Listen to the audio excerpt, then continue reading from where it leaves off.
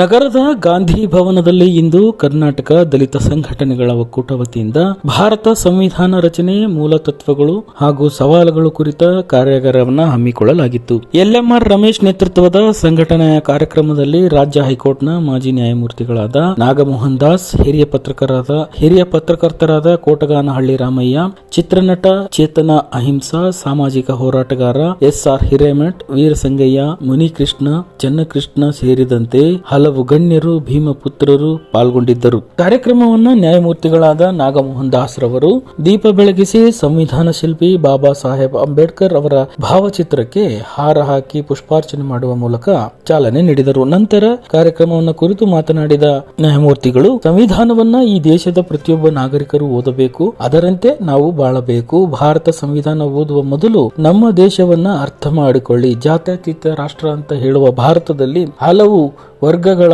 ಹಲವು ಜನಗಳ ಸಮ್ಮಿಳಿತ ಇರುವ ಈ ಭಾಷೆ, ಈ ಜಾತಿ, ಸಂಸ್ಕೃತಿ, ಸಾಹಿತ್ಯ ಎಲ್ಲವನ್ನು ಅರ್ಥ ಮಾಡಿಕೊಂಡು ನಾವೆಲ್ಲರೂ ಮುನ್ನಡೆಯಬೇಕು ಎಂದು ಇದೇ ಸಂದರ್ಭದಲ್ಲಿ ನ್ಯಾಯಮೂರ್ತಿಗಳು ತಿಳಿಸಿದರು.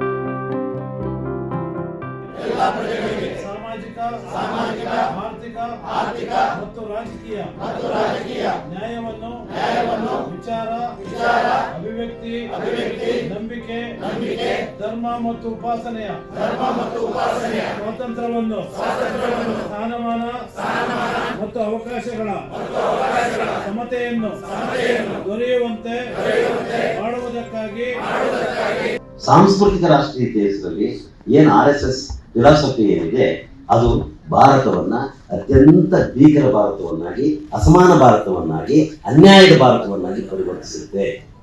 EWS ಬಂದಿರೋದು ನೋಡಿದ್ರೆ ನೀವು, ನಡೀತಾ ಇರುವಂತ ಉತ್ತರ ಭಾರತದಲ್ಲಿ ಮತ್ತು ಉಳಿದ ಕಡೆ ನಡೀತಾ ಇರುವಂತ ದಮನಗಳನ್ನು ನೋಡ್ತಾ ಇದ್ರಿ ನೀವು. ಏನ್ ಹೇಳುತ್ತೆ ಇದು?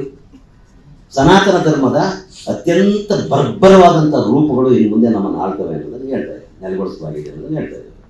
ಇದ್ರ ವಿರುದ್ಧವಾಗಿ ನಿಲ್ಬೇಕಾದ್ರೆ ಯಾರು? ಬಾಟಮ್ ಅಲ್ಲಿರುವಂತ ಏನು ಪ್ರತಿರೋಧಕ್ಕೆ ತುಂಬಾ ದೊಡ್ಡ ಪಾತಳಿಯಾಗಿರುವಂತ ನಾವು ಕನಿಷ್ಠ ಇಷ್ಟಕ್ಕೆ ನಾನು ನಿಮ್ಮನ್ನ ಒಪ್ತೀನಿ. ಏನು ಅಂತಂದ್ರೆ ಇಂಥ ಸಮಾರಂಭಗಳಲ್ಲಿ ಕನಿಷ್ಠ ಏನೋ ಒಂದು ನೀಲಿಯ ಗುರುತಾಗಿ ಅಥವಾ ನಾವೆಲ್ಲ ಒಂದು ಅನ್ನೋದಕ್ಕೆ ಒಂದು ಒಳಗೊಳ್ಳುವ ರೀತಿಗಾಗಿ ಅಷ್ಟೇ ನಾನು ಇದನ್ನ ಗೌರವಿಸುವುದು. ಅದರಾಚೆಗೆ ನಾವು ನುಡಿಗಳ ಮೂಲಕನೇ ಬಾಬಾ ಸಾಹೇಬನ್ನ ರಿಸ್ಟ್ರಾಕ್ಟ್ ಮಾಡಬೇಕಾಗಿದೆ. ಸಮಪಾಲು ಸರ್ವರಿಗೂ ಸಮಬಾಳು ಎನ್ನುವಂಥದ್ದು ಸಂವಿಧಾನದ ಆಶಯ. ಸಂವಿಧಾನ ಜಾರಿಯಾಗಿ 74 ವರ್ಷ ಕಳೆದಿದ್ರು ಕೂಡ ಇನ್ನೂ ಈ ದೇಶದಲ್ಲಿ ಹಣಬಲ, ತೋಳುಬಲ, ಜಾತಿ ಬಲ, ಇತ್ತೀಚೆಗೆ ಧರ್ಮದ ಅಮಲು ಸೇರ್ಕೊಂಡು ಬಡವ ಆಗ್ತಾನೆ ಇದ್ದಾನೆ. ಉಳ್ಳವನು ಮಾತ್ರ ಅವಾಗೆಲ್ಲ ಸೌಕರ್ಯ ಸಿಗ್ತಾ ಇದ್ದಾವೆ. ಬಡವರ ಮೇಲೆ ನಿರಂತರವಾಗಿ ದೌರ್ಜನ್ಯಗಳು, ದಬ್ಬಾಳಿಕೆಗಳು ನಡೀತಾನೆ ಇದಾವೆ. ಕಾನೂನನ್ನ ಜಾರಿ ಮಾಡೋ ಜಾಗದಲ್ಲಿ ಜಾತಿವಾದಿಗಳು, ಮನುವಾದಿಗಳು ಒಪ್ಪುತ್ತಾ ಇದ್ದಾರೆ. ಮತ್ತು ನಾನು ಕೂಡ ದಲಿತ ಅಂತ ಹೇಳುವಂತ ಸರ್ಕಾರ ಅಧಿಕಾರಕ್ಕೆ ಬಂದರೂ ಕೂಡ SC SC TSP amount misuse ಆಗ್ತಾ ಇದೆ, PTSL ಆಗ್ತಾ ಮಿಸ್ಯೂಸ್ ಆಗ್ತಾ ಇದೆ. ಕಾನೂನುಗಳು ಬರೀ ದಾಖಲಾತಿಗಳು ಮಾತ್ರ ಕಾನೂನು ಇದೆ. ಇದಕ್ಕೆ ಕಾರಣ ಏನು? ನಮ್ಮ ಜನಸಾಮಾನ್ಯರು ಕಾನೂನು ಸಿಗೋದು ಯಾವಾಗ? ಸಂವಿಧಾನದ ಜಾರಿ ವಿಚಾರದಲ್ಲಿ ಜನಸಾಮಾನ್ಯರು ಯಾವ ರೀತಿ ಸ್ಪಂದಿಸ್ಕೋಬೇಕಾಗಿತ್ತು, ಸಂವಿಧಾನವನ್ನ ಯಾವ ರೀತಿ ಪಡ್ಕೋಬೇಕಾಗಿತ್ತು ಅನ್ನೋದ್ರ ಬಗ್ಗೆ ಗೊತ್ತಿಲ್ಲ ಒಂದು ಸಂವಾದ ಕಾರ್ಯಕ್ರಮವನ್ನ ಕರ್ನಾಟಕ ದಲಿತ ಸಂಘಟನೆಗಳ ಒಕ್ಕೂಟ ವತಿಯಿಂದ ಆಯೋಜನೆ ಮಾಡಿದ್ವಿ. ನಮ್ಮ ಉದ್ದೇಶ ಇಷ್ಟೇ ಆಗಿತ್ತು, ಹೆಚ್ಚೆಚ್ಚು ಮಹಿಳೆಯರು ಕಾರ್ಯಕ್ರಮದಲ್ಲಿ ಭಾಗವಹಿಸಿದ್ದಾರೆ, ಅವ್ರ ಪ್ರಶ್ನೆಗಳನ್ನ ಕೇಳಬೇಕಾಗಿತ್ತು, ವಿದ್ಯಾರ್ಥಿಗಳ ಪ್ರಶ್ನೆಗಳನ್ನ ಕೇಳಬೇಕಾಗಿತ್ತು, ಅನೇಕ ಜನ ವಕೀಲರು ಬಂದಿದ್ದಾರೆ, ಅವರ ಪ್ರಶ್ನೆಗಳನ್ನ ಕೇಳಬೇಕಾಗಿತ್ತು, ಕೇಳಿದ್ದಾರೆ. ಜನಸಾಮಾನ್ಯರು ಕೂಡ ಸಂವಿಧಾನ ಅರ್ಥ ಆಗ್ಬೇಕು.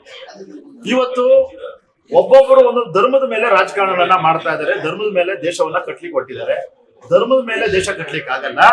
ನಾವು ಏನಾದ್ರು ದೇಶ ಕಟ್ಟಬೇಕಾದ್ರೆ, ಪ್ರಭುತ್ವ ಭಾರತ ನಿರ್ಮಾಣ ಆಗ್ಬೇಕಾದ್ರೆ, ಸಮಾಜ ನಿರ್ಮಾಣ ಆಗ್ಬೇಕಾದ್ರೆ, ಸಾಮಾಜಿಕ ನ್ಯಾಯ ಸಿಗ್ಬೇಕಾದ್ರೆ ಅದು ಸಂವಿಧಾನದ ಅಡಿಯಲ್ಲಿ ಮಾತ್ರ ಸಾಧ್ಯ, ಸಂವಿಧಾನದ ಆಶಯಗಳಿಂದ ಮಾತ್ರ ಸಾಧ್ಯ. ಸಂವಿಧಾನ ಉಳಿದ್ರೆ ದೇಶ ಉಳಿತೈತೆ. ಸಂವಿಧಾನವನ್ನ ಅರ್ಥಕೊಂಡ್ರೆ ನಮ್ಮನ್ನ ನಾವು ರಕ್ಷಣೆ ಮಾಡ್ಕೊತೀವಿ. ಸಂವಿಧಾನ ಉಳಿಬೇಕು ಅನ್ನೋ ಕಾರಣಕ್ಕೆ ಇವತ್ತು ಸಂವಾದ ಕಾರ್ಯಕ್ರಮವನ್ನ ಏರ್ಪಾಡು ಮಾಡ್ತೀವಿ. ಬಾಬಾ ಸಾಹೇಬರು ಕೊಟ್ಟಿರ್ತಕ್ಕಂಥ ಭಾರತ ಸಂವಿಧಾನವನ್ನ ಪ್ರತಿಯೊಬ್ಬ ಪ್ರಜೆಗಳು ಕೂಡ ಅರ್ಥ ಮಾಡ್ಕೋಬೇಕು. ಸರಿಯಾಗಿ ಅರ್ಥ ಮಾಡ್ಕೊಂಡ್ರೆ ಈ ದೇಶದಲ್ಲಿ ಏನು ಸಮಸ್ಯೆಗಳು ಬರೋದಿಲ್ಲ. ಪ್ರತಿಯೊಂದು ಸಮಸ್ಯೆಗೂ ಕೂಡ ಸಂವಿಧಾನದಲ್ಲಿ ಪರಿಹಾರ ಇದೆ. ಭಾರತ ದೇಶದ ಪ್ರತಿಯೊಬ್ಬರು ಕೂಡ ಸಂವಿಧಾನವನ್ನ ಸರಿಯಾಗಿ ಅರ್ಥ ಮಾಡ್ಕೋಬೇಕು ಅನ್ನೋಂಥ ಪ್ರಯತ್ನವನ್ನ ನಾವು ಇವತ್ತು ಮಾಡಿದ್ದೀವಿ. ಸಂವಿಧಾನವನ್ನು ಅರ್ಥ ಮಾಡ್ಕೊಳ್ದೇನೆ ಇವತ್ತಿನ ಎಲ್ಲ ಸಮಸ್ಯೆಗಳು ಆಗಿರೋದು. ಧಾರ್ಮಿಕವಾಗಿರ್ಬೋದು, ರಾಜಕೀಯವಾಗಿರ್ಬೋದು, ದಲಿತರ ಮೇಲೆ ದೌರ್ಜನ್ಯಗಳಿರ್ಬೋದು, ಸಂವಿಧಾನ ಏನು ಎಲ್ಲದಕ್ಕೂ ಕೂಡ ಪರಿಹಾರ ಇದೆ. ಸಂವಿಧಾನ ಜಾರಿಯಾಗಿ 75 ವರ್ಷ ಆದರೂ ಕೂಡ ಇವತ್ತಿಗೂ ಕೂಡ ಅಸ್ಪೃಶ್ಯತೆ ಆಚರಣೆಯಲ್ಲಿದೆ, ಧಾರ್ಮಿಕ ಕಲಹಗಳಿದ್ದಾವೆ. ಸಂವಿಧಾನವನ್ನು ಅರ್ಥ ಮಾಡ್ಕೊಂಡಿರುವಂತ ಮತಿಗೆಟ್ಟಿರುವಂತ ಜನ ಸಂವಿಧಾನವನ್ನ ಬದಲಾವಣೆ ಮಾಡ್ತೀವಿ ಅಂತ ಹೇಳ್ತಾರೆ, ಬಾಯಿಗೆ ಬಂದಂಗೆ ಮಾತಾಡ್ತಾರೆ, ಕೋಮು ಗಲಭೆಗಳನ್ನು ಹುಟ್ಟಾಕ್ತಾವ್ರೆ. ಏನು ಆ ಮಹಿಳೆಯರಿಗೆ, ದಲಿತರಿಗೆ, ಹಿಂದುಳಿದವರಿಗೆ, ಅಲ್ಪಸಂಖ್ಯಾತರಿಗೆ, ಸಮಸ್ತ ಭಾರತ ದೇಶದ ವಾಸಿಗಳಿಗೆ ಏನೆಲ್ಲ ರಕ್ಷಣೆ ಸಿಗ್ಬೇಕು ಅದು ಸಿಕ್ಕಿಲ್ಲ. ಕಾರಣ ನಮ್ಮನ್ನ ಆಳ್ತಾ ಇರ್ತಕ್ಕಂಥ ಸರ್ಕಾರಗಳು ಸಂವಿಧಾನವನ್ನ ಜಾರಿಗೆ ಪ್ರಾಮಾಣಿಕವಾಗಿರ್ತಕ್ಕಂಥ ಪ್ರಯತ್ನ ಇಲ್ಲಿ ತನಕ ಮಾಡದೇ ಇರೋದೇ ಸಮಸ್ಯೆ. ಅವರು ಪ್ರಾಮಾಣಿಕವಾಗಿ ಪ್ರಯತ್ನ ಮಾಡಿ ಬಾಬಾ ಸಾಹೇಬರು ಕೊಟ್ಟಿರ್ತಕ್ಕಂಥ ಸಂವಿಧಾನವನ್ನ ಯಥಾವತ್ತಾಗಿ ಜಾರಿ ಮಾಡಿದ್ರೆ ಭಾರತ ದೇಶದಲ್ಲಿ ಸಮಸ್ಯೆಗಳೇ ಇರ್ತಾ ಇರಲಿಲ್ಲ. ಇವತ್ತು ನಾವು ಅಮೆರಿಕವನ್ನ ಬೀಟ್ ಮಾಡ್ತಾ ಇದ್ದೀವಿ ಅನ್ನೋದ್ರಲ್ಲಿ ಅನುಮಾನನೇ ಇಲ್ಲ. ಆ ಸಂವಿಧಾನ ಸರಿಯಾಗಿ ಜಾರಿ ಆಗದೆ ಇರತಕ್ಕಂಥದ್ದೇ ನಮ್ಮ ದೊಡ್ಡ ಸಮಸ್ಯೆ. ಈ ಸಂದರ್ಭದಲ್ಲಿ ನಾವು ಒಂದು ಒತ್ತಾಯ ಮಾಡ್ತೀನಿ, ಈ ದೇಶದ ಜನರಲ್ಲಿ ಒಂದು ಮನವಿಯನ್ನ ಮಾಡ್ತೀವಿ. ದಯಮಾಡಿ ಸಂವಿಧಾನವನ್ನ ಓದಿ ಅದು ಅರ್ಥ ಮಾಡ್ಕೊಳ್ಳಿ, ಅದರಂತೆ ನಡ್ಕೊಳ್ಳಿ. ಈ ದೇಶದಲ್ಲಿ ಏನು ಸಮಸ್ಯೆಗಳಿರೋದಿಲ್ಲ, ಎಲ್ಲರೂ ಕೂಡ ಶಾಂತಿಯುತವಾಗಿ ಜೀವನ ಮಾಡೋದಕ್ಕೆ ಅವಕಾಶ ಇದೆ. ಜಗತ್ತಿನಲ್ಲಿ ಅತ್ಯುತ್ತಮವಾಗಿರ್ತಕ್ಕಂಥ ಸಂವಿಧಾನವನ್ನ ಡಾಕ್ಟರ್ ಬಾಬಾ ಸಾಹೇಬ್ ಅಂಬೇಡ್ಕರ್ ಅವರು ಬಹಳ 2 ವರ್ಷ 11 ತಿಂಗಳು 17 ದಿವಸ ಕಷ್ಟಪಟ್ಟು ಸಂವಿಧಾನವನ್ನ ಬರೆದಿದ್ದಾರೆ. ಅದನ್ನೆಲ್ಲರೂ ಕೂಡ ಕೊಂಡು ಓದಿ ಅರ್ಥ ಮಾಡ್ಕೊಂಡು ಈ ದೇಶ ಆ ಬುದ್ಧನ ಕಡೆಗೆ ಶಾಂತಿ ಮಾರ್ಗದಲ್ಲಿ ನಡೀಲಿ ಅನ್ನೋಂಥ ಆಶಯವನ್ನ ವ್ಯಕ್ತಪಡಿಸ್ತೀವಿ. ಭಾರತ ಸಂವಿಧಾನದ ಬಗ್ಗೆ ದಲಿತ ಸಂಘಗಳ ಒಕ್ಕೂಟ ಒಂದು ಸಂವಾದದ ಕಾರ್ಯಕ್ರಮವನ್ನ ಇವತ್ತು ಏರ್ಪಡಿಸಿದೆ. ರಾಜ್ಯದ ಬೇರೆ ಬೇರೆ ಕಡೆಗಿಂದ ಪ್ರತಿನಿಧಿಗಳು ಬಂದಿದ್ದಾರೆ. ಅವರೆಲ್ಲರೂ ನನ್ನ ಮಾತನ್ನೂ ಕೇಳಿದರು, ನನ್ನ ಜೊತೆ ಒಂದು ಸಂವಾದನ ಮಾಡಿದ್ರು. ಬಹಳ ಸಂತೋಷ ಆಗಿದೆ ನನಗೆ. ಇಂಥ ಕಾರ್ಯಕ್ರಮಗಳನ್ನು ರಾಜ್ಯದ ಮೂಲೆ ಮೂಲೆಗಳಲ್ಲಿ ನಡೀಬೇಕು, ದಿನನಿತ್ಯ ನಡೀಬೇಕು, ಎಲ್ಲ ವರ್ಗದವರನ್ನು ತಲುಪಬೇಕಾಗಿದೆ.